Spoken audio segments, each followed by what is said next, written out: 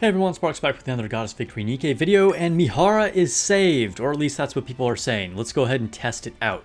We just got a new update with Arcana, which by the way, I'll be on stream later tonight.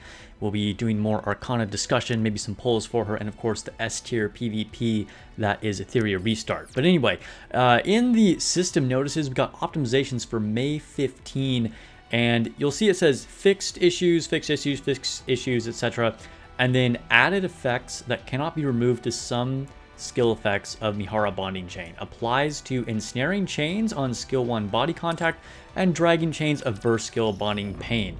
So the reason why this is important is because in interception, the main target for fire units is going to be Indivilia.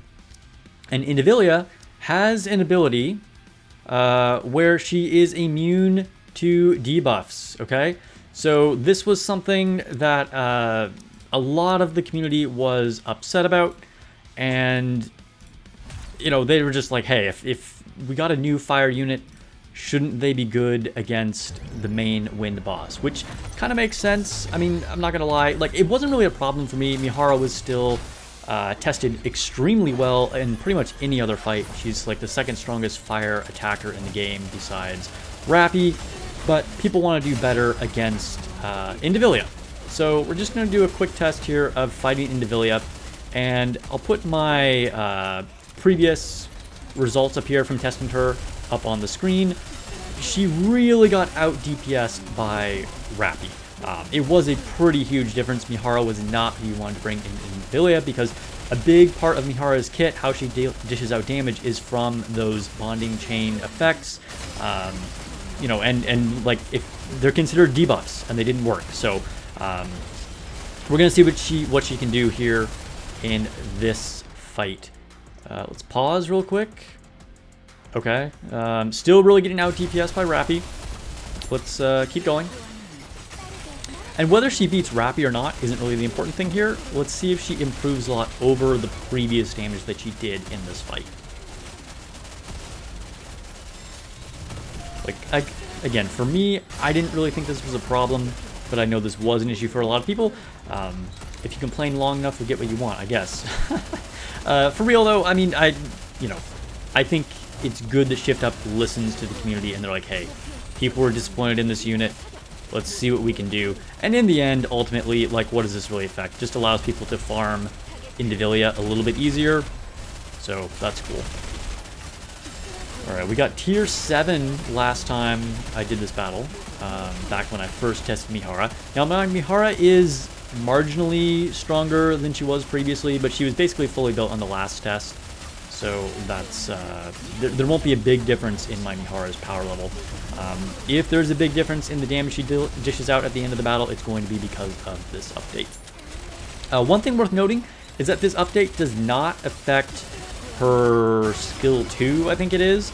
It's the burst and the skill 1 that it affects. So her effect that happens when she disconnects or dies still doesn't work against Indivilia. Of course, that was never really like a strategy you wanted to go for anyway, but that was a thing that I tested previously, and where it would work on other bosses, where she'd continue to do damage over time, even if she had been knocked out, and on Indivilia that didn't work.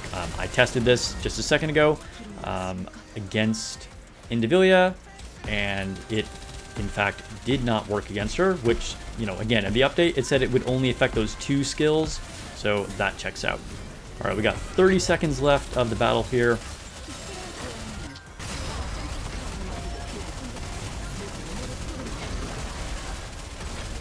Rappy is holding on by a thread. Oh my god, Rappy almost died. 20 seconds left. And actually, I believe in my last test, Rappy died at the last second too. I think I had to do one last burst. Yep, one last burst with Mihara, I think. So this will actually be pretty much a completely fair, direct comparison to how the fight went last time with testing results. Oh, Mihara died. Alright, well, it's okay.